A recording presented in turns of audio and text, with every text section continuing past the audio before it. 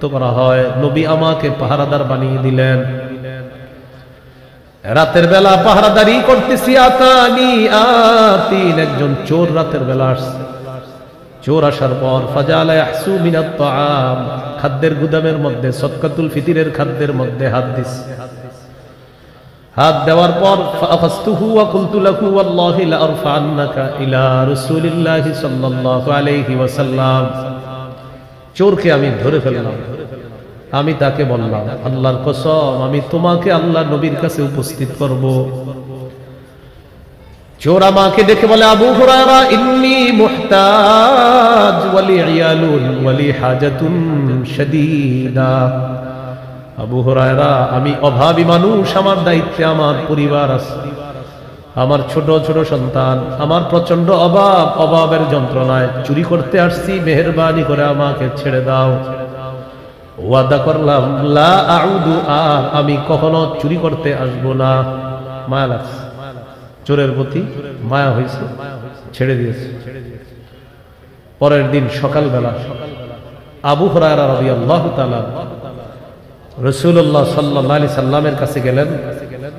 রাতের চুরির ঘটনা, চোর যা ঘটিয়েছে এটা জানানোর জন্য গেলেন।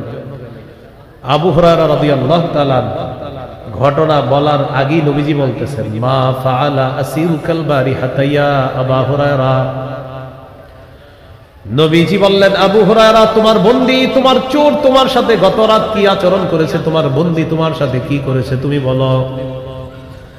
এর মানে আবু হুরায়রা ঘটনা বলার আগে আল্লাহ তাআলা ওহীর মাধ্যমে পুরা ঘটনা নবীকে জানিয়ে দেন।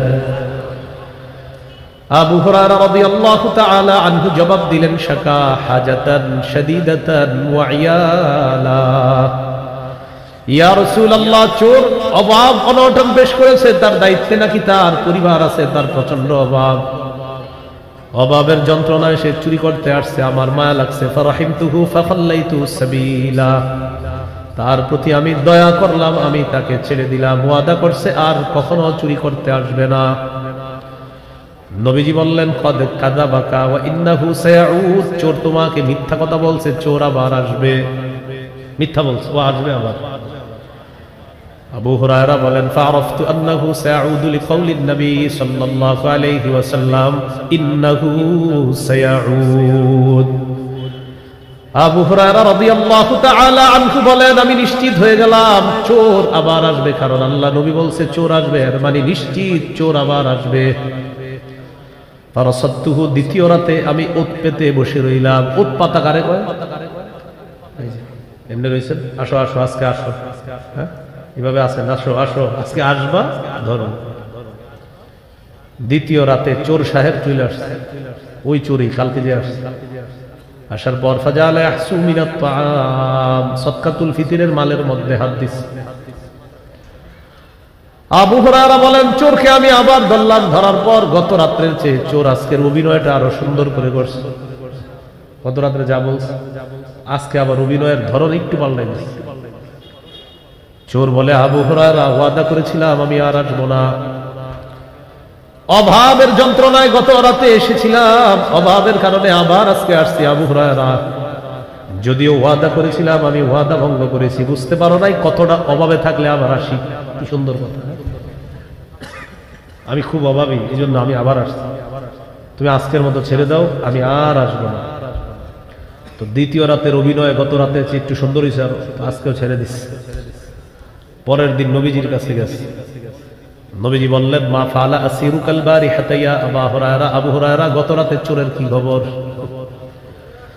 আবু হুরায়রা বললেন, ইয়া রাসূলুল্লাহ, গত রাতেও বলছে তার অনেক অভাব অনটন। ফারাহিমতুহু, তাই আমি তার প্রতি দয়া করলাম। ফাকাল্লাইতু সাবিলা, আমি তাকে ছেড়ে দিলাম। নবীজি বললেন, ইন্নাহু কদ কাযাবাকা ওয়া ইন্নাহু সায়াউদ, চোর তোমাকে মিথ্যা কথা বলছে, চোর আবার আসবে। তৃতীয় রাত আবার আবু হুরায়রা প্রস্তুত হয়ে আছে। তৃতীয় রাত চোর আসছে, আসার পর ফাজালা ইয়াহসু মিনাত তাআম, খাবারে হাত দিছে। আবু হুরায়রা বলেন, চোরকে আমি ধরলাম, ধরার পর বললাম, আজকে আর কোন অভিনয়ে কাজ হবে না। লা আরফা'আন্নাকা ইলা রাসূলিল্লাহি সাল্লাল্লাহু আলাইহি ওয়াসাল্লাম, আমি অবশ্যই অবশ্যই তোমাকে আল্লাহ নবীর দরবারে নিয়ে যাব, এর আগে তোমাকে ছাড়বো না। চোর বুঝতে পারছে গত 2 রাতে যে অভিনয় করেছিলাম আজকে আর এইগুলা বলে কোনো লাভ নাই। চোর এবার কৌশল পাল্টাইছে। আবু হুরায়রাকে বলে দানি উআল্লিমকা কালিমাত, আবু হুরায়রা তুমি আমাকে ছেড়ে দাও, বিনিময়ে আমি তোমারে কিছু বিদ্যা শিখাইয়া দেই, তোমার অনেক কাজে লাগবে। আমাকে তুমি ছেড়ে দাও, তোমারে কিছু বিদ্যা শিখাইয়া দেই, এটা কাজে লাগবে। হাদিসের শেষের দিকে আছে সাহাবায়ে কেরাম বিদ্যার প্রতি তাদের অনেক আগ্রহ। ভাই আওয়াজ বাড়ায় একটু কমায় দেন, আর একটু কমায় দেন, হালকা একটু কমান। হ্যাঁ, সাহাবায়ে কেরামের বিদ্যার প্রতি ছিল খুব আগ্রহ। তো আবু হুরায়রা রাদিয়াল্লাহু তাআলা আনহুর আগ্রহ আরো বেশি। কমান, একটু কমান। কমে নাই মনে হয়, আমি কমাইতে বলছি। হ্যাঁ, একটু কমায় দেন, উপরের বাহিরের আওয়াজগুলো একটু কমাইলেই হবে। হ্যাঁ, উপরের গুলা বাহিরের। ভাই তো মাশাআল্লাহ, ঠিক আছে। চোর বলতেছে আমাকে একটু ছেড়ে দাও, তোমাকে আমি বিদ্যা শিখাইয়া দিই, তোমার অনেক কাজে আসবে। সাহাবায়ে কেরাম বিদ্যার প্রতি খুব আগ্রহ ছিল। আমাদের যদিও ইলেকট্রনিক মিডিয়ার যুগে বিদ্যা টিদ্যা কে শিখে আসে? এই যুগে পরীক্ষাও সহজ, সবকিছুই সহজ, এত কিছুর দরকার হয় না। আগে স্কুল কলেজে যারা পড়তো, আমার বড় ভাইয়েরও দেখছি, উনি ক্লাস 5-এ যখন বৃত্তি পরীক্ষা দেয়, বড় ভাই 5 পর্যন্ত পড়ছে স্কুলে, আমার বড় ভাইকেও দেখেছি উনি বৃত্তি পরীক্ষা যখন দিচ্ছে রাতের বেলা উঠে উঠে উনি পড়তেছে। ওই সময় কোনো আপনার ইলেকট্রনিক মিডিয়ার যুগও ছিল না। তো এখন বুঝে আসে যে এত কষ্ট করে তারাও পড়ছে। এখনো এই আশেপাশের স্কুলের টিচারদেরকে জিজ্ঞাসা করবেন, তাদের ইতিহাস শুনবেন, তারাও রাত জায়গা পড়াশোনা করছে, যদিও জেনারেল শিক্ষা। এখন এত সহজ হয়ে গেছে সবকিছু আপনার, মাশাআল্লাহ, সব মাশাআল্লাহ।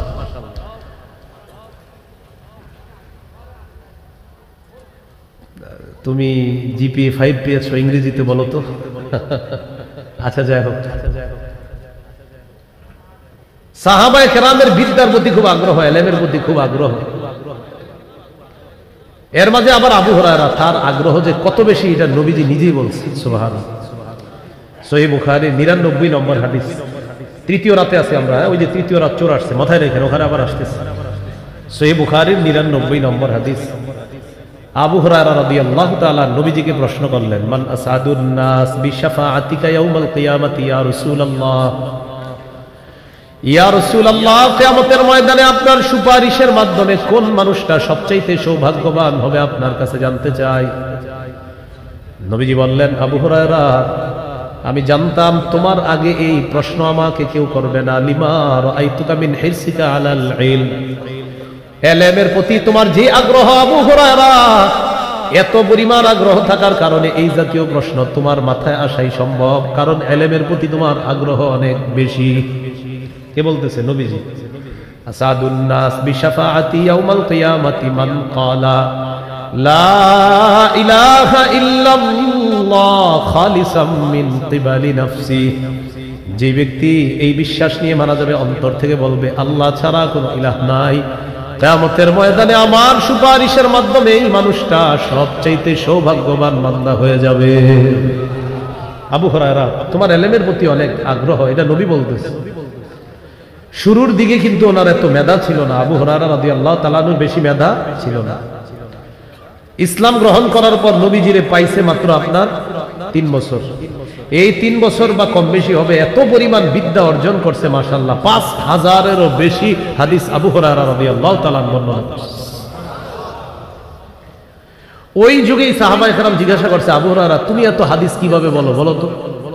তা আবু হুরায়রা রাদিয়াল্লাহু তাআলা সাহাবীদেরকে জবাব দিয়েছে, মুসলিম শরীফের বর্ণনা। কয়, শোনো, আলা মিল ইবাতনি, আমি পেটে ভাতে নবীর দরবারে পড়ে থাকতাম। তোমাদের কেউ কৃষি কাজে যাইতা, কেউ ব্যবসায় যাইতা, আমি আল্লাহ নবীর দরবারে পড়ে থাকতাম। নবী বাসায় যায়, আমি দরজায় পড়ে থাকতাম। নবীজি বাসায় ঢুকছে তো আমি দরজার কাছে পড়ে থাকতাম। নবী খায়, আমি খাই, নবী খায় না, আমি খাই না। ক্লাসের মধ্যে যদি একজন ছাত্র কখনো পাওয়া যাইতো, আর কেউ নাই, ওই ছাত্রটার নামও আবু হুরায়রা। আবু হুরায়রা মসজিদের মধ্যে বসা, বুখারীর 119 নম্বর হাদিস। প্রথম দিকে ওনার মেধা অতটা শার্প ছিল না, মনে রাখতে পারতেন না। তো মসজিদে বসা, মনটা খারাপ, নবীজি আসছে। কিও আবু হুরায়রা? আবু হুরায়রা বলে, ইয়া রাসূলুল্লাহ, সামি'তু মিনকা হাদিসান কাসীরান ফাআনসা। ইয়া রাসূলুল্লাহ, আপনার কাছে আমি অনেক হাদিস শুনি, কিন্তু হাদিসগুলো মুখস্থ রাখতে পারি না, ভুলে যাই। নবীজি বললেন, উবসুত রিদাআকা, তুমি তোমার চাদরটা বিছাও। আবু হুরায়রা বলেন আমি আমার চাদর বিছায়া দিলাম, চাদর বিছায়া দিলাম, এটারই চাদর মনে করি না, চাদর বিছায়া দিলাম। কি করলেন নবীজি দেখেন, ফাগরাফা বিয়াদাই, নবীজি দুই হাত দিয়ে চাদরে কি যেন ঢাললেন, এইভাবে কি যেন ঢাললেন চাদর, হাতে কিন্তু কিছু নাই। আপনাদেরকে এরকম যদি স্বপ্নে দিয়ে দেয় হয়ে যাবে কাজ। তো এইভাবে ঢালছে কি যেন, ঢালার পর নবীজি বললেন এটা পেঁচাও, বটো বটো, এবার বটস। এবার বললেন তোমার সাথে এটাকে লাগাও চাদরটা। আবু হুরায়রা বলেন ফাজামামতুহু, বুখারীর ছোট্ট করে বাইনা সাতরাইনের মধ্যে লেখা আছে ইলা সাদরি, আমি চাদরটা আমার বুকের সাথে মিলাইলাম। ফামা নাসিতু শাইআন বাদা, আমার বুকের সাথে চাদর মিলানোর পর আমি যা শুনি আর কখনো ভুলি না। তো প্রথম দিকে ওনার মেধা এরকম ছিল না, আল্লাহ তাআলা ওই নবীজির ওই চাদরের বরকতে তার মেধা বাড়ায় না। মনে আসেনি 3 নাম্বার রাতে চোর আসছে, চোরকে ধরার পর বলতেছে তুমি আমার ছেড়ে দাও, আমি তোমার বিদ্যা শিখে। তো আবু হুরায়রার আগ্রহ অনেক বেশি। আবু হুরায়রা রাদিয়াল্লাহু তাআলা আনহু বললেন ঠিক আছে বিদ্যা শিখায়া দাও, বিদ্যা শিখানোর বিনিময়ে আমি তোমাকে ছেড়ে দিব। রাজি হয়ে গেছে। চোর বলতেছে ইদা আওয়াইতা ইলা ফিরাশিকা ফাকরা আয়াতাল কুরসি, আবু হুরায়রা যখন তুমি বিছানায় যাইবা তখন আয়াতুল কুরসি তেলাওয়াত করবা।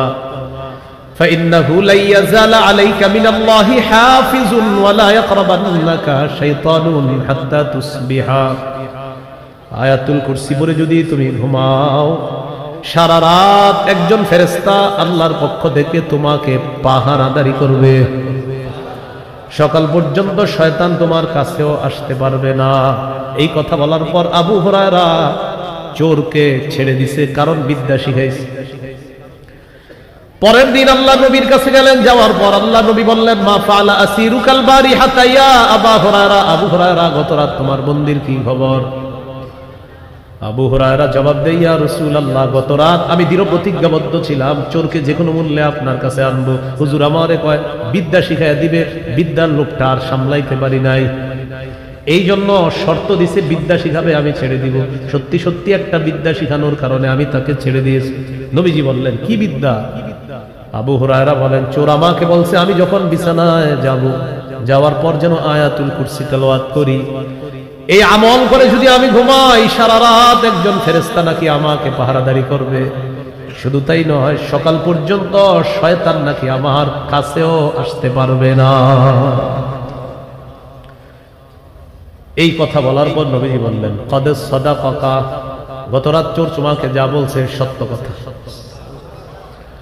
ওয়া ইন্নাহু কাযুবুন, তবে এই চোর হলো দুনিয়ার সবচেয়ে বড় মিথ্যাবাদী।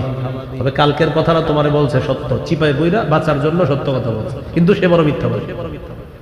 নবীজি বললেন তাআলামু মান তুখাতিবু মুনযু সালাসি লায়াল, গত 3 রাত তুমি কার সাথে কথা কা শয়তান, এটা ছিল শয়তান। 2 রাত শয়তান চুরির বেশ করে আসছে, চোরের রূপ ধরে আসার পর চুরি করে যখন দেখলো আর ছুটতে পারবে না, মিথ্যা বলছে। 3য় রাত চুরি করার পর যখন বুঝতে পারছে কোনোভাবেই তুমি তাকে ছাড়বা না, এই জন্য কৌশলে তোমাকে একটা বিদ্যা শিখাইয়া দিছে। বিদ্যা শিখানোর পর চোর তোমার কাছে মানে শয়তান তোমার থেকে রেহাই পেয়েছে। এই জন্য আমরা রাতের বেলা আয়াতুল কুরসি এই টেনশনে পড়বো না যদি শয়তান না আসে। আয়াতুল কুরসি পড়বেন না এই টেনশনে, যে পুইরা ফেললে যদি শয়তান আসে। আপনার যদি আয়াতুল কুরসি পড়েন তো শয়তান আর আসবে না, শয়তান যদি না আসে টিভি দেখা যাবে না।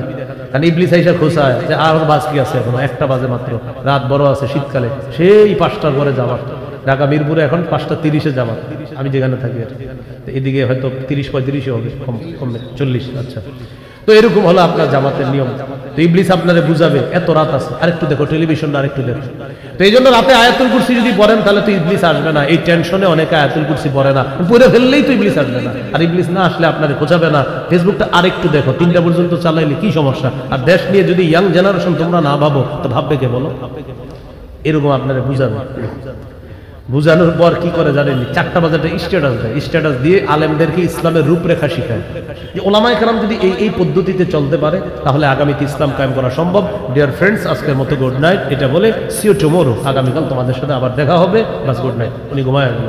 উনি ইসলামের টেনশনে ফজর পড়তে পারে নাই। পরের দিন 11টায় সাক্ষাৎ আপনাদের সাথে। ঘটনা কি? ফজর পড়ছেন? আমি আসলে টেনশনে ছিলাম, তো ইসলাম কিভাবে কায়েম করা যায় এই টেনশনে রাত 4টা পর্যন্ত একটা স্ট্যাটাস বানাইছি, এটা দিয়ে ঘুমায় গেছি, আর ফজরটা পড়তে পারিনি। উনি ইসলাম কায়েম করেন। আল্লাহ আমাদেরকে বুঝার তৌফিক দান করেন। এই হলো আয়াতুল কুরসি, রাতের বেলা আমরা পড়বো, বলেন ইনশাআল্লাহ। আল্লাহ তাআলা বলেন আল্লাহু লা ইলাহা ইল্লাহু, বলেন সবাই আল্লাহ, তিনি ছাড়া কোনো ইলাহ নাই। এই বাক্যটি তাওহীদের বাক্য। তাওহীদের 4 শর্ত, বলেন। 1, আল্লাহ ছাড়া কোনো ইলাহ নাই, এই বিশ্বাস নিয়ে মৃত্যুবরণ করা। 2, আল্লাহ ছাড়া কোনো ইলাহ নাই, এই কথায় সন্দেহ করা যাবে না। 3, আল্লাহ ছাড়া কোনো ইলাহ নাই, এটা মুখে বলা, অন্তরে বিশ্বাস করা। 4, আল্লাহকে সবচেয়ে বেশি ভালোবাসা। তাওহীদের এই 4টা শর্ত মনে রাখবেন। 1 নাম্বার, আল্লাহ ছাড়া কোনো ইলাহ নাই, এই বিশ্বাস নিয়ে মৃত্যুবরণ করা। সহিহ বুখারীর বর্ণনা 26 নম্বর হাদিস। عن عثمان رضي الله تعالى عنه قال قال رسول الله صلى الله عليه وسلم من مات وهو يعلم أنه لا إله إلا الله دخل الجنة। নবীজি বলেন, কেউ যদি এই বিশ্বাস নিয়ে মারা যায় আল্লাহ ছাড়া কোনো ইলাহ নাই, আমি নবী বলে দিলাম দাখালাল জান্নাহ, সে জান্নাতে প্রবেশ করবে। বিশ্বাসটা হলো কি? আল্লাহ ছাড়া কোনো ইলাহ নাই। সহিহ বুখারীর বর্ণনা 1237 নম্বর হাদিস। জিবরিল আমিন আল্লাহ নবীর কাছে আসছে, আসার পর বলে, বাশির উম্মাতাকা আন্নাহু মান মাতা মিন উম্মাতিক লা ইউশরিকু বিল্লাহি শাইআ দাখালাল জান্নাহ। নবী আপনার উম্মতকে আপনি জানায় দেন, যারা শিরিক করা ছাড়া মারা যাবে তাদেরকে জান্নাতের সুসংবাদ দিয়ে দেন। 2 নম্বর শর্ত, আল্লাহ ছাড়া কোনো ইলাহ নাই, এই কথায় কোনো সন্দেহ করা যাবে না। সূরা হুজুরাতের 15 নম্বর আয়াতে আল্লাহ তাআলা বলেন, ইন্নামাল মুমিনুনা আল্লাযীনা আমানু বিল্লাহি ওয়া রাসূলিহি সুম্মা লাম ইয়ারতাবু ওয়াজাহাদু বিআমওয়ালিহিম ওয়া আনফুসিহিম ফি সাবিলিল্লাহ উলাইকা হুমুস সাদিকুন। আল্লাহ তাআলা বলেন, প্রকৃত ঈমানদার হলো তারা যারা আল্লাহকে বিশ্বাস করে, রাসূল বিশ্বাস করে, সামান্য সন্দেহ করে না, যারা জান মাল নিয়ে আল্লাহর রাস্তায় লড়াই করে। আমি আল্লাহ তাদেরকে কোরআনে খাঁটি সত্যবাদী বলে ঘোষণা করলাম। এই হলো 2 নাম্বার শর্ত। 3 নাম্বার শর্ত, আল্লাহ ছাড়া কোনো ইলাহ নাই মুখে বলা, সাথে সাথে অন্তরে বিশ্বাস করা। সাথে সাথে অন্তরে বিশ্বাস করা। সূরাতুল ফাতহের 11 নম্বর আয়াতে আল্লাহ বলেন, ইয়াকুলুনা বিআলসিনাতিহিম মা লাইসা ফি কুলুবিহিম। তারা তাদের মুখ দিয়ে এমন কথা বলে যা তাদের অন্তরের কথা না, মুখে একটা অন্তরে আরেকটা। এটার নাম হলো মুনাফিকি। মুখেও বলতে হবে আল্লাহ ছাড়া কোনো ইলাহ নাই, অন্তরেও বিশ্বাস করা আল্লাহ ছাড়া কোনো ইলাহ নাই।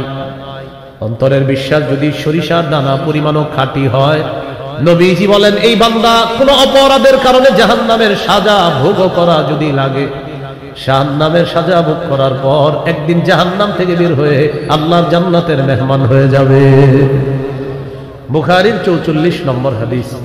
ক্বালা রাসূলুল্লাহ সাল্লাল্লাহু আলাইহি ওয়াসাল্লাম, ইয়াখরুজু মিনান নার মান ক্বালা লা ইলাহা ইল্লাল্লাহ ওয়া ফি কলবিহি ওয়াজনু শাঈরাতিন মিন খায়র ওয়া ফি কলবিহি ওয়াজনু বুররাতিন মিন খায়র ওয়া ফি কলবিহি ওয়াজনু দাররাতিন মিন খায়র। নবী বলেন, যেই ব্যক্তি বলে লা ইলাহা ইল্লাল্লাহ, তার অন্তরের মধ্যে যদি গম পরিমাণ, জব পরিমাণ, সরিষার দানা পরিমাণ ঈমান থাকে, নবী বলেন এই ব্যক্তি জাহান্নাম থেকে বের হবে, একদিন আল্লাহর জান্নাতে প্রবেশ করবে। 4 নাম্বার, আল্লাহকে সবচেয়ে বেশি ভালোবাসা। বলেন, আমরা সাধারণত 8টি জিনিসকে বেশি ভালোবাসি। এই 8 জিনিসের চাইতে আল্লাহকে বেশি ভালোবাসতে হবে, রাসূলকে বেশি ভালোবাসতে হবে। কয় জিনিসের মহব্বত বেশি আছে আমাদের মধ্যে? 8। সূরা তাওবা 24 নম্বর আয়াত। দেখেন আমি আগে আয়াতটা পড়ি, এরপর আপনাদেরকে বলতেছি গুনবেন। আল্লাহ তাআলা বলেন, কুল ইন কানা আবাউকুম ওয়া আবনাউকুম ওয়া ইখওয়ানুকুম ওয়া আজওয়াজুকুম ওয়া আশীরাতুকুম ওয়া আমওয়ালুন ইকতারাফতুমুহা ওয়া তিজারাতুন তাখশাউনা কাসাদাহা ওয়া মাসাকিনু তারদাউনাহা আহাব্বা ইলাইকুম মিনাল্লাহ ওয়া রাসূলিহি ওয়া জিহাদিন ফি সাবিলিহি ফাতারাব্বাসু হাত্তা ইয়াতি আল্লাহু বিআমরিহি। এবার আমি বলি, আপনারা গুনতে পারেন। আল্লাহ তাআলা বলেন, কুল ইন কানা আবাউকুম, যদি তোমাদের মা বাবা, ও আবনাউকুম তোমাদের সন্তান, ও ইখওয়ানুকুম তোমাদের ভাই বোন, ও আজওয়াজুকুম তোমাদের বিবি, ও আশীরাতুকুম তোমাদের পরিবার পরিজন, ও আমওয়ালুন ইকতারাফতুমুহা তোমাদের সম্পদ, ও তিজারাতুন তাখশাউনা কাসাদাহা তোমাদের ব্যবসা, ও মাসাকিনু তারদাউনাহা আহাব্বা ইলাইকুম মিনাল্লাহ এবং তোমাদের বাসস্থান, এই 8টা জিনিস যদি আল্লাহ এবং তার রাসূলের চাইতে তোমাদের কাছে বেশি প্রিয় হয়ে যায়, জিহাদের চাইতেও যদি বেশি প্রিয় হয়ে যায়, ফাতারাব্বাসু অপেক্ষা করো, হাত্তা ইয়াতি আল্লাহু বিআমরি, আল্লাহ তাআলা আযাব আনার অপেক্ষা করো। বলি নাউযুবিল্লাহ। আর জিনিসের চেয়ে আল্লাহকে বেশি ভালোবাসতে হবে, মা বাবার চেয়ে, সন্তানের চেয়ে, পরিবারের চেয়ে, স্ত্রীর চেয়ে, পরিবার পরিজন আত্মীয় স্বজন যারা আছে তাদের চেয়ে, ব্যবসার চেয়ে, সম্পদের চেয়ে, আমার বাসস্থান আলিশান অট্টালিকার চেয়ে কাকে বেশি ভালোবাসতে হবে? আল্লাহকে বেশি ভালোবাসতে হবে। তাহলে বোঝা যাবে আপনি তাওহীদের 4 নম্বর শর্ত পূরণ করছেন। সহিহ বুখারীর 16 নম্বর হাদিস, ক্বালা রাসূলুল্লাহ সাল্লাল্লাহু আলাইহি ওয়াসাল্লাম। ভাই এই বক্সগুলো বন্ধ করে দেন তো, বক্সগুলো বন্ধ করে দেন। قال رسول الله صلى الله عليه وسلم ثلاث من كن فيه وجد حلاوة الإيمان। নবীজি বলেন, কারো মধ্যে যদি 3টা বৈশিষ্ট্য থাকে তে ঈমানের স্বাদ অন্তরে আস্বাদন করতে পারে। কয়টা বৈশিষ্ট্য বলেন তো? এই 3 বৈশিষ্ট্য দেখবেন আছে কিনা। এই মাহফিলের পরে যাইতে যাইতে চিন্তা করবেন আমার মাঝে 3টা আছে কিনা। 1 নম্বর, আইয়াকুন আল্লাহু ওয়া রাসূলুহু আহাব্বা ইলাইহি মিম্মা সিওয়াহুমা। 1 নম্বর, আল্লাহ এবং তার রাসূলকে সব কিছুর চাইতে বেশি ভালোবাসা। নিজেকে প্রশ্ন করবেন, আপনি আল্লাহকে বেশি ভালোবাসেন কিনা, রাসূলকে বেশি ভালোবাসেন কিনা, নিজেকে প্রশ্ন করবেন। প্রশ্ন করার পর উত্তরটা নিজেই চেয়ে নেবেন। দারুল উলুম খুলনা, এই খুলনা দারুল উলুম থেকে উলামায়ে কেরামের পরামর্শ মিটিং হওয়ার পর মনে করেন ঘোষণা হয়েছে যে খুলনা বড় মাঠে নবীর ইজ্জত নিয়ে একটা মিছিল হবে, মিটিং হবে। মুসলিম তাওহীদি জনতা যারা আছেন সবাই উপস্থিত হবেন। আপনাদের মাঝে অনেকে চিন্তা করলেন সবাই তো যাবে, আমি না গেলেও চলবে। অনেকে চিন্তা করলেন সবাই যাবে, আমি না গেলেও, এরকম নিজের চিন্তা করবেন। হ্যাঁ, যে আপনি নবীর ইজ্জত নিয়ে আপনার মনে কি আছে? আপনার মনে ঠিক ছিল এই কথা থাকা, কে গেল আর না গেল আমি আল্লাহ নবীর ইজ্জতের এই মিছিলে যাবই। এটা আপনার মানসিকতা যদি হতো তাহলে বোঝা যাইতো আপনি নবীজিরে বেশি ভালোবাসেন। নবীজি বলেন 1 নম্বর, আল্লাহ আল্লাহ রাসূলকে সবচেয়ে বেশি ভালোবাসা। 2 নম্বর, আইয়ুহিব্বাল মারআ লা ইউহিব্বুহু ইল্লা লিল্লাহ, কোন মুসলমানকে শুধু আল্লাহর জন্য ভালোবাসা। 3 নম্বর, ওয়া আইয়াকরাহা আইয়াউদা ফিল কুফরি কামা ইয়াকরাহু আইয়ুকযাফা ফিন নার, আগুনে পুড়ে যাওয়া যেমন আপনার কাছে অপছন্দ তেমনি ভাবে কুফরি করা এটাও আপনার কাছে অপছন্দ। কোটি কোটি টাকা আপনার সামনে রাখলো, রাখার পর বললো তুমি আগুনে ঝাঁপ দাও, পুড়ে মরে যাও। আপনি বলবেন হেই মিয়া, আগুনে পুড়ে মারা যাওয়ার পর টাকা দিয়ে আমার কি হবে? তেমনি ভাবে কোটি কোটি টাকা রেখে যদি বলা হয় তুমি কুফরি করো, জবাব দিবেন আগুনে যেমন টাকার বিনিময়ে পড়তে আমি রাজি না, টাকার বিনিময়ে কুফরি করে জাহান্নামের আগুনেও পড়তে পারবো না। এটা যদি আপনি করতে পারেন আল্লাহ আপনার অন্তরের মধ্যে ঈমানের স্বাদ তৈরি করে দেবেন। এই হলো 3 বৈশিষ্ট্য। 1 নম্বর, আল্লাহ আল্লাহ রাসূলকে বেশি ভালোবাসা। তো মনে আসেনি তাওহীদের কয়টা শর্ত বলেন তো? 4টা। এই 4 নম্বর শর্ত হলো আল্লাহকে সবচেয়ে বেশি ভালোবাসা। এই 4 শর্ত পূরণ করে যেন আমরা কবরে যেতে পারি, আল্লাহ তৌফিক দান করেন।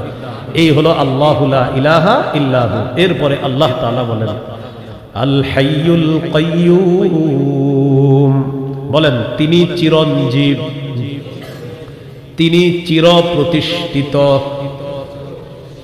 চিরঞ্জীব মানে যাকে মৃত্যু স্পর্শ করে না। সূরা আর রহমানের 26-27 নম্বর আয়াত। এই আয়াতটা অনেকে শুনছেন পারেনও। আল্লাহ তাআলা বলেন কুল্লু মান আলাইহা ফান ওয়ায়াবকা ওয়াজহু রাব্বিকা যুল জালালি ওয়াল ইকরাম।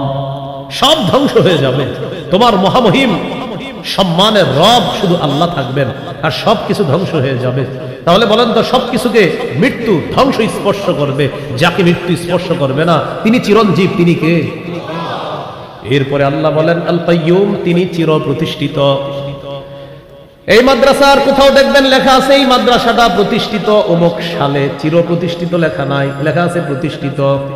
কারণ কারো সাহস নাই এটা লেখা চির প্রতিষ্ঠিত। মসজিদের সামনে লেখা থাকবে প্রতিষ্ঠিত, স্কুল কলেজ ইউনিভার্সিটির সামনে লেখা প্রতিষ্ঠিত। চির প্রতিষ্ঠিত লেখার সাহস কারো আছে না? কেউ লিখবে। চির প্রতিষ্ঠিত একমাত্র একজন, তিনি কে? আসমানের দিকে তাকাই, জমিনের দিকে তাকাই, আল্লাহ তাআলা বলেন আসমান প্রতিষ্ঠিত, জমিন প্রতিষ্ঠিত, তবে চির প্রতিষ্ঠিত না। সুবহানাল্লাহ। এই আজকে মাহফিল থেকে যাওয়ার সময় আসমানের দিকে তাকাইবেন, সত্যি সত্যি তাকাইবেন, তাকায় চিন্তা করবেন মাশাআল্লাহ, আল্লাহ কেমনে আসমানটা দাঁড়ায় আছে। আল্লাহ বলে কেমনে বুঝো না আমার হুকুমে? সুবহানাল্লাহ। সূরা রুমের 25 নম্বর আয়াত, 21 নম্বর পারা, 6 নম্বর পৃষ্ঠা, হাফিজে কোরআন মাজিদ, একদম শুরুর আয়াতটা সূরা রুমের 25 নম্বর আয়াতে আল্লাহ বলে وَمِنْ آيَاتِهِ أَنْ تَقُومَ السَّمَاءُ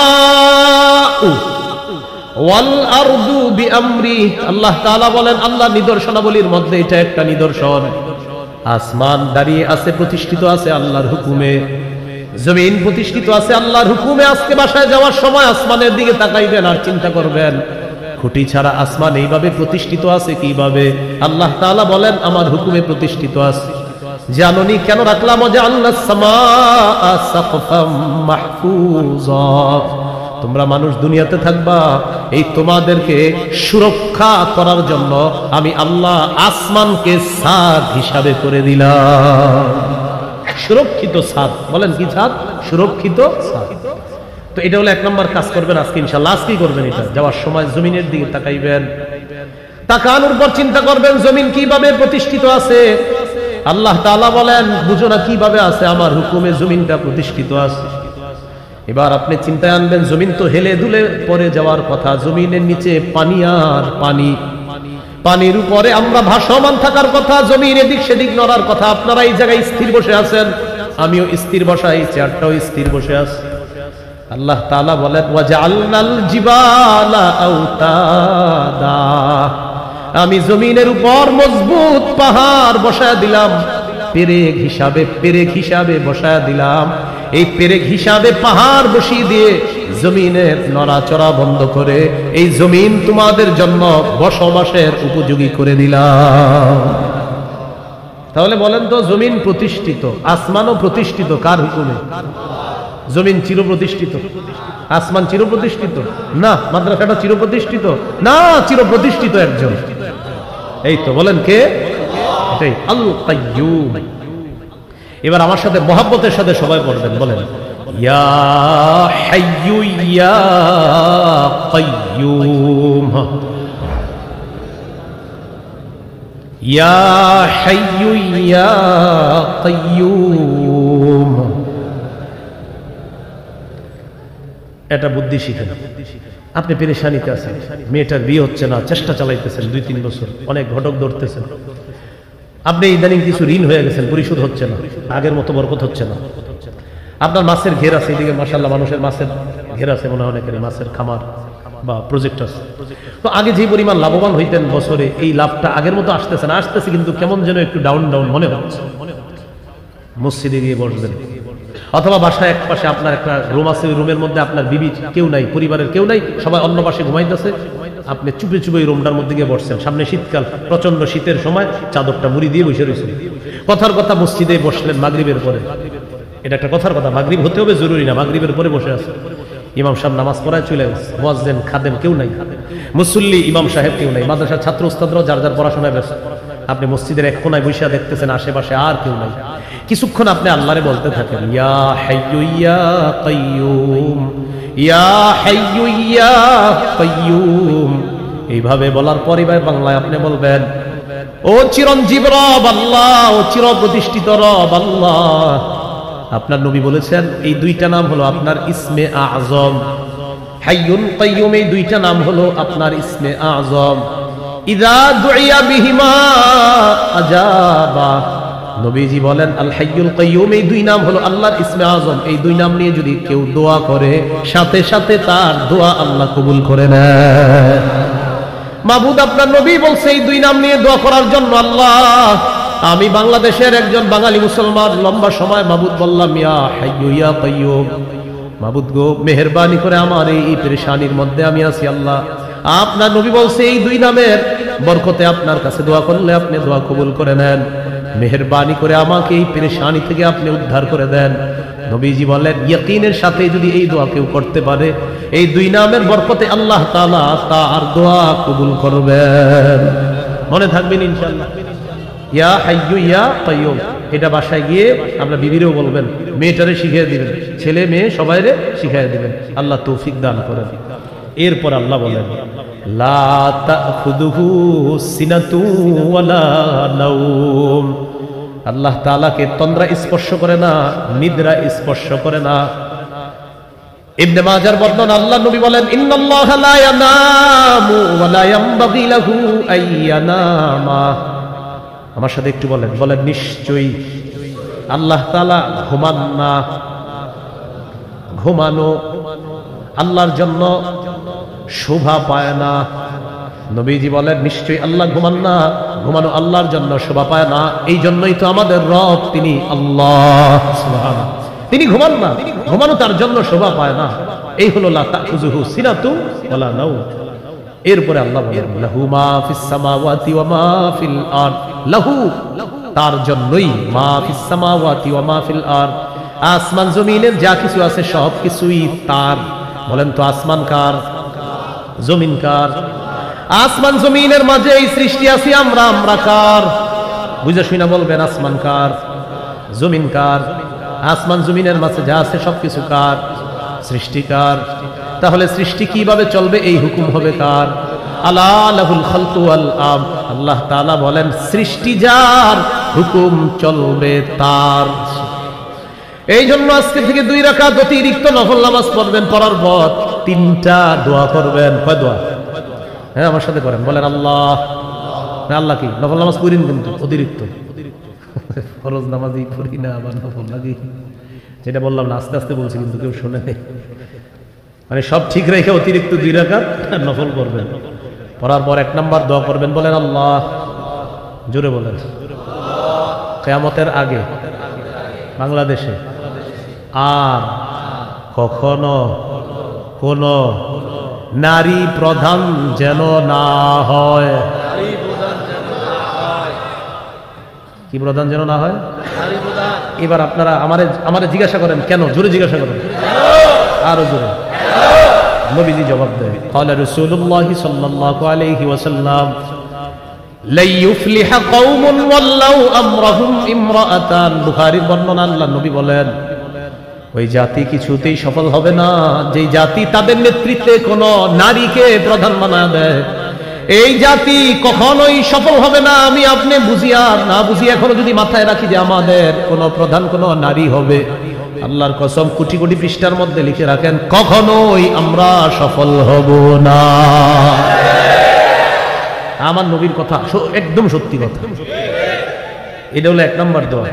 2 নম্বর দোয়া, বলেন আল্লাহ মরার আগে বাংলাদেশে শরিয়া আইন দেখে যেতে চাই। শরিয়া আইন চায় না তারা, বলেন কোন না কোন অপরাধী যারা, কোন না কোন অপরাধী যারা, বলেন শরিয়া আইন চায় না তারা। শরিয়া আইন চায় না তারা, কোন না কোন অপরাধী যারা। চোর শরিয়া আইন চাইবে না, হাত কাটা যাবে। ধর্ষক শরিয়া আইন চাইবে না, পাথর মেরে হত্যা করা হবে। শরিয়া আইন চালু যদি হয়, বিগত দিনে আমাদের দেশে দেখলে চুরির বিচার যদি করা হয় তাহলে এই দেশের হায়াত শেষ হয়ে যাবে। এই জন্য শরিয়া আইন চায় না কারা? কোন না কোন অপরাধী যারা। তো 2 নম্বর দোয়া, আল্লাহ এই দেশে আপনি শরিয়া আইন চালু করবেন। 3 নম্বর দোয়া, বলেন হে আল্লাহ সূরা হজের, হ্যাঁ বলেন 41 নম্বর আয়াত অনুযায়ী 4 গুণ সম্পন্ন একজন শাসক বাংলাদেশের জন্য তৈরি করে দেন। এটা হলো 3 নম্বর দোয়া, বুঝছেননি? সূরা হজের 41 নম্বর আয়াতে আছে, আল্লাহ তাআলা বলেন আল্লাযীনা ইম্মাক্কান্নাহুম ফিল আরদি আকামুস সালাহ ওয়া আতাউয যাকাহ ওয়া আমারু বিল মারুফি ওয়া নাহাউ আনিল মুনকার। আল্লাহ তাআলা বলেন যাদেরকে আমি রাষ্ট্র ক্ষমতায় বসাই তাদের মৌলিক কাজ হবে 4টা। কয়টা? আরো জোরে। 1 নাম্বার নামাজ কায়েম করা, 2 নাম্বার যাকাতের বিধান চালু করা, 3 নাম্বার সৎ কাজের আদেশ করা, 4 নাম্বার অসৎ কাজের নিষেধ করা। এই 4 গুণওয়ালা একজন শাসক আল্লাহর কাছে যাবে। অতিরিক্ত 2 রাকাত নামাজ পড়বেন না ইনশাআল্লাহ। লাহু মা ফিস সামাওয়াতি ওয়া মা ফিল আরদ। আসমান জমিনের সবকিছু তার। বলেন আসমান জমিনের সবকিছু কার? আসমান কার? জমিন কার? আসমানে যারা আছে সৃষ্টিকার। আইন চলবে কার? এখন আমি একটা বুদ্ধি দিই, শুনেন। এই ওয়াজ যে করার পরে আপনারা কি করবেন? হুজুর তো ওয়াজ করে চলে গেলেন না, আপনারা সবাই ওয়াজ করবেন এই ওয়াজটা আগামীকাল থেকে। কিভাবে? চা দোকানের সামনে মুরব্বী কাকার সাথে দেখা, আসসালামু আলাইকুম কাকা, কেমন আছেন? ভালো আছে কাকা, কি অবস্থা, চলো একটু কথা বলি। আসমান কার? কাকা বলবে ওই মিয়া বুঝো না বাতি, আসমান আবার কার? আল্লাহ। তো বলবেন জমিন কার? তো কাকায় বলবে আল্লাহ। বলবেন কাকা আপনি কার? বলবে আমি কার? আল্লাহ। তো কাকারে বলবেন কাকা আমি কার? বলবে তুমিও আল্লাহ। এবার বলবেন কাকা তো আমি আর আপনি যে চলবো হুকুম হবে কার? কাকা না বুঝেও মুখ দিয়ে বলে ফেলবে আল্লাহ। এইভাবে আপনি 10 জনের মুখ থেকে কথাটা বের করতে হবে।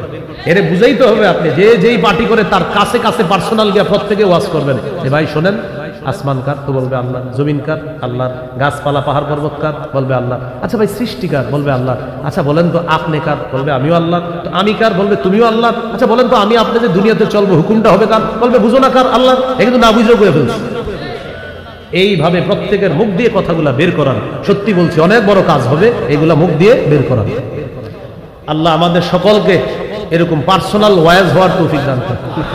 সবাই আপনারা কালকে থেকে ওয়াজ করবেন, এইভাবে বলবেন ভাই, বলবেন ভাই, পারবেন না ইনশাআল্লাহ?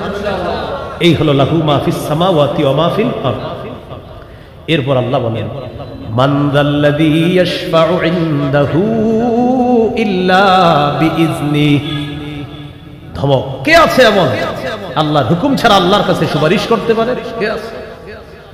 সূরাতুন নাজমের 26 নম্বর আয়াতে আল্লাহ তাআলা বলেন ওয়া কাম মিন মালাকিন ফিস সামাওয়াতি লা তুগনি শাফাআতুহুম শাইআ ইল্লা মিন বাদি আন ইয়াযানাল্লাহু লিমান ইয়াশাউ ওয়া ইয়ারদা। আসমানের কত ফেরেশতা, তাদের সুপারিশ কোনো কাজে আসবে না যদি আল্লাহ অনুমতি না দেয়, আল্লাহ হুকুম না করে। তাদের কোনো হুকুম কাজে আসবে না যদি আল্লাহ তাআলা অনুমতি না দেয়, সুপারিশ কোনো কাজে আসবে না। সহিহ বুখারীর বর্ণনা 4712 নম্বর হাদিস। কিয়ামতের ময়দানে মানুষগুলা বিপদে আছে, কেউ হাঁটু পরিমাণ, কেউ কোমর পরিমাণ, কেউ পায়ের পাতা পরিমাণ। ইউলজিবুহুল আরাকু ইলজামা, কারণ নাকটা ঘামের নিচে যাবে আর উঠবে। এই ভয়ঙ্কর পরিস্থিতিতে আদম নবীর কাছে যাবে, নূহ নবী, ইব্রাহিম, মুসা তাদের কাছে যাবে। সবাই বলবে আমরাও এক একটা পেরেশানির মধ্যে আছি। আদম নবী একটা পেরেশানির কথা বলবে, নূহ নবী একটা পেরেশানির কথা বলবে, ইব্রাহিম নবী 3টা পেরেশানির কথা বলবে, মুসা নবী একটা পেরেশানির কথা। ঈসা নবীর কাছে যাওয়ার পর বলবে চলো আমার সাথে সবাই। মুহাম্মদ সাল্লাল্লাহু আলাইহি সাল্লাম বলেন ফায়াতুনি, সবাই আমার কাছে আসবে। নবীজি বলেন আতি তাহতাল আরশি, আমি আরশের নিচে যাব। আকাউ সাজিদান লিরাব্বি, আল্লাহর কাছে সিজদায় পড়ে যাব। আল্লাহ তাআলা আমাকে ডেকে বলবেন ইরফা রাসাক, হাবিব মাথা উঠান। কুল তুসমা, আপনি বলেন আপনার কথা শোনা হবে। সাল তুত, আপনি চান আপনাকে দেওয়া হবে। ওয়াশফা তুশাফা, আপনি সুপারিশ করেন আপনার সুপারিশ মঞ্জুর করা হবে।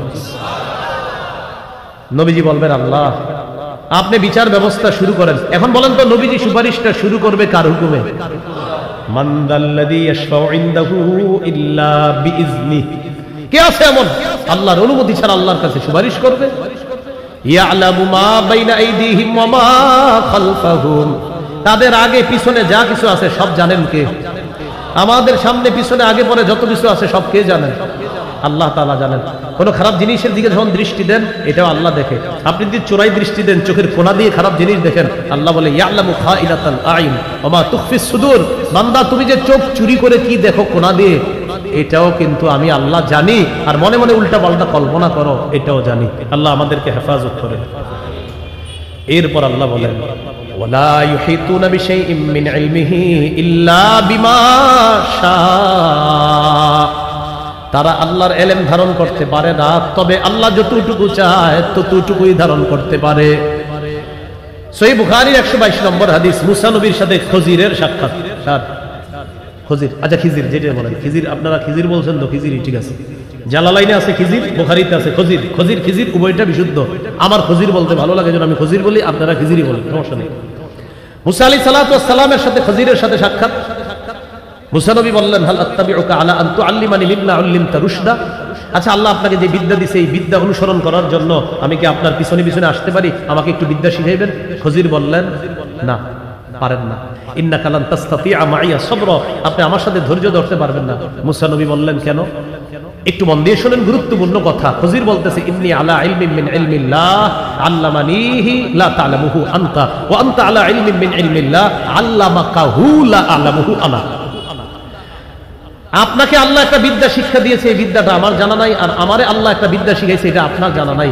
আপনারটা শরীয়তের বিদ্যা, আমারটা আল্লাহ প্রদত্ত ইলমে লাদুন্নি বিদ্যা, দুটোটাই আল্লাহ শিখাইছে। তবে আমি আমার বিদ্যার আলোকে যা যা করব, আপনার শরীয়তের আলোকে এটা দেখলে আপনার মেজাজ খারাপ হয়ে যাবে, ধৈর্য ধরতে পারবেন না।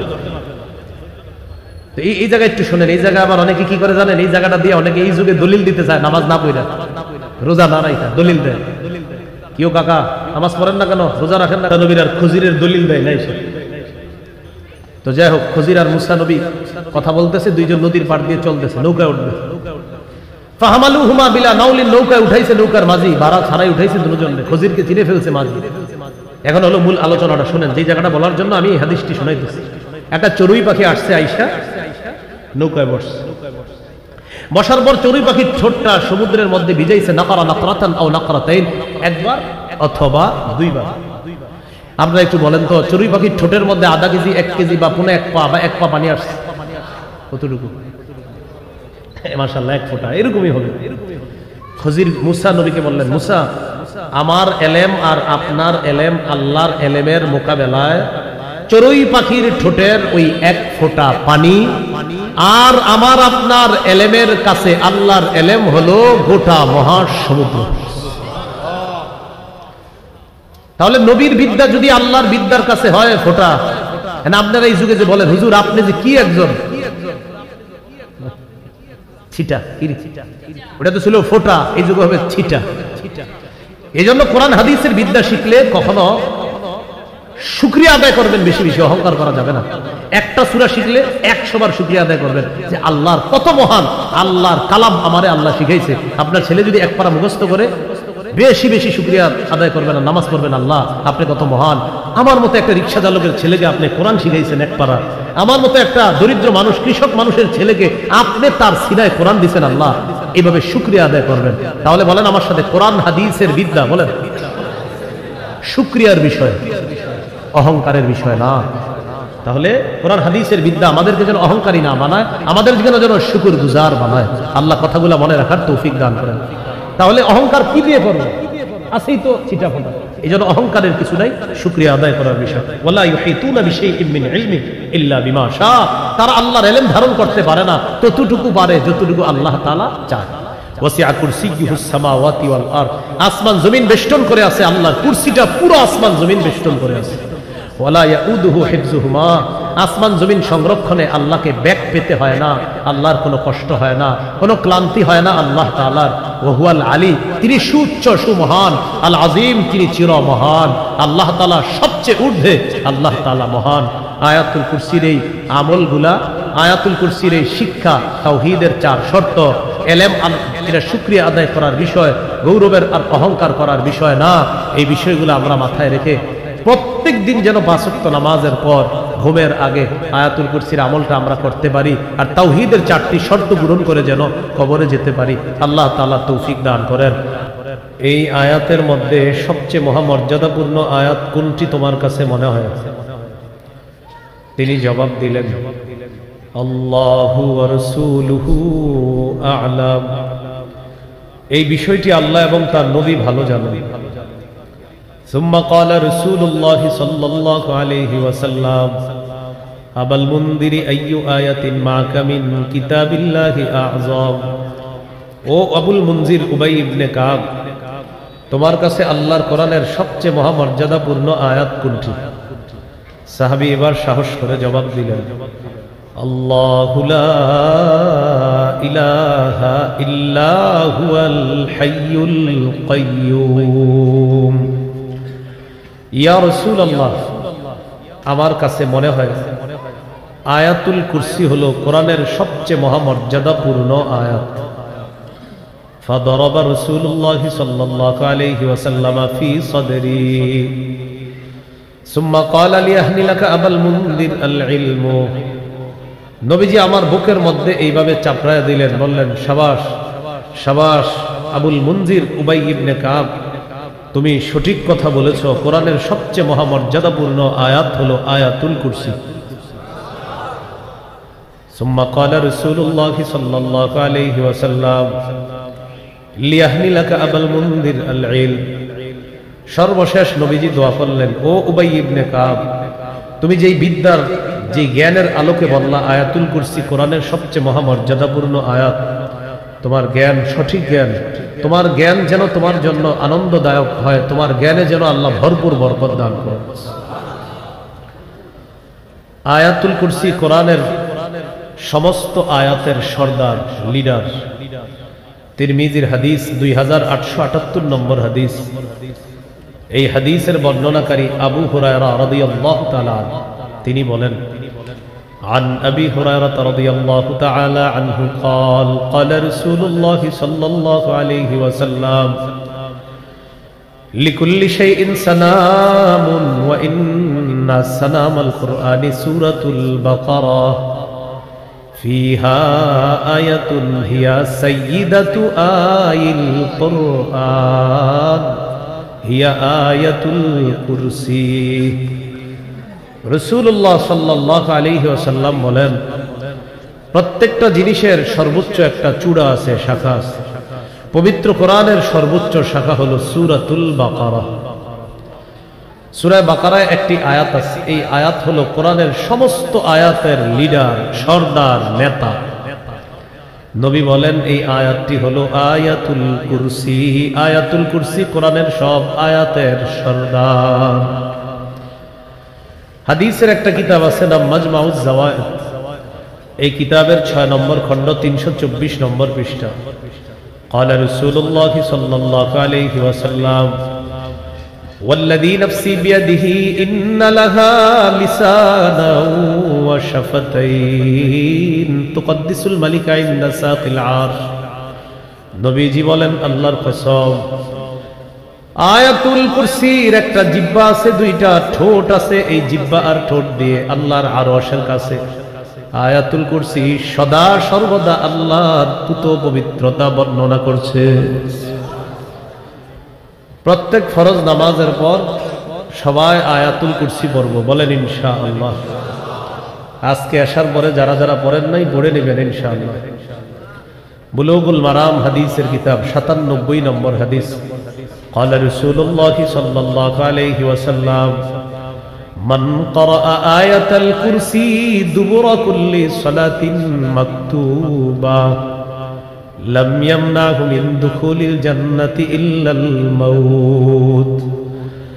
নবীজি বলেন, 5 ওয়াক্ত নামাজের পর যেই ব্যক্তি নিয়মিত আয়াতুল কুরসি তেলাওয়াত করবে, তার আর জান্নাতের মাঝে বাধা হলো শুধু মৃত্যু। সে মৃত্যুবরণ করবে আর আল্লাহর জান্নাতের মেহমান হয়ে যাবে। আজকে একটু পরে বাসায় যাবেন আপনারা, আল্লাহ চাইলে। বাসায় যাওয়ার পর বিছানায় যখন যাবেন তখন আয়াতুল কুরসি পড়বেন। মরণ পর্যন্ত যতক্ষণ স্মৃতিশক্তি থাকবে এ আমল মিস করবেন না ইনশাআল্লাহ। সহিহ বুখারীর বর্ণনা 2311 নম্বর হাদিস। এই হাদিসের বর্ণনাকারী আবু হুরায়রা রাদিয়াল্লাহু তাআলা আনহু। সদকাতুল ফিতরের মাল জমা করা হয়েছে। এই মাল পাহারা দেওয়ার দায়িত্ব আবু হুরায়রা রাদিয়াল্লাহু তাআলা আনহুকে দেওয়া হয়েছে। তিনি বলেন, ওয়াক্কালানি রাসূলুল্লাহ সাল্লাল্লাহু আলাইহি ওয়াসাল্লাম ফি হিফজি যাকাতি রমাদান। রমজান মাসে সদকাতুল ফিতরের মাল পাহারা দেওয়ার জন্য গোডাউনের দায়িত্বে আমাকে নিযুক্ত করা হয়। নবী আমাকে পাহারাদার বানিয়ে দিলেন। রাতের বেলা পাহারাদারি করতেছি, আতানি আতিন, একজন চোর রাতের বেলা আসছে। চোর আসার পর ফাজালা ইয়াহসু মিনাত তাআম, খাদ্যের গুদামের মধ্যে সদকাতুল ফিতরের খাদ্যের মধ্যে হাত দিছে। হাত দেওয়ার পর ফাআখাযতুহু ওয়া কুলতু লাহু ওয়াল্লাহি লা আরফা'আন্নাকা ইলা রাসূলিল্লাহি সাল্লাল্লাহু আলাইহি ওয়াসাল্লাম। চোরকে আমি ধরে ফেললাম, আমি তাকে বললাম আল্লাহর কসম আমি তোমাকে আল্লাহ নবীর কাছে উপস্থিত করব। চোর আমাকে দেখে বলে আবু হুরায়রা ইন্নী মুহতাজ ওয়া লি ইয়ালুন ওয়া লি হাজাতুন শাদীদা। আবু হুরায়রা আমি অভাবী মানুষ, আমার দায়িত্বে আমার পরিবার আছে, আমার ছোট ছোট সন্তান, আমার প্রচন্ড অভাব, অভাবের যন্ত্রণায় চুরি করতে আসছি, মেহেরবানি করে আমাকে ছেড়ে দাও। ওয়াদা করলাম লা আউদু, আর আমি কখনো চুরি করতে আসব না। মায়া লাগছে, চোরের প্রতি মায়া হয়েছে, ছেড়ে দিয়েছে। পরের দিন সকালবেলা আবু হুরায়রা রাদিয়াল্লাহু তাআলা রাসূলুল্লাহ সাল্লাল্লাহু আলাইহি সাল্লামের কাছে গেলেন। রাতের চুরির ঘটনা, চোর যা ঘটিয়েছে এটা জানানোর জন্য গেলেন। আবু হুরায়রা রাদিয়াল্লাহু তাআলা ঘটনা বলার আগেই নবীজি বলতেছেন মা ফাআলা আসিরুকাল বারিহাতা ইয়া আবু হুরায়রা। নবীজি বললেন আবু হুরায়রা তোমার বন্দী, তোমার চোর তোমার সাথে গত রাত কি আচরণ করেছে, তোমার বন্দী তোমার সাথে কি করেছে তুমি বলো। এর মানে আবু হুরায়রা ঘটনা বলার আগে আল্লাহ তাআলা ওহীর মাধ্যমে পুরা ঘটনা নবীকে জানিয়ে দেন।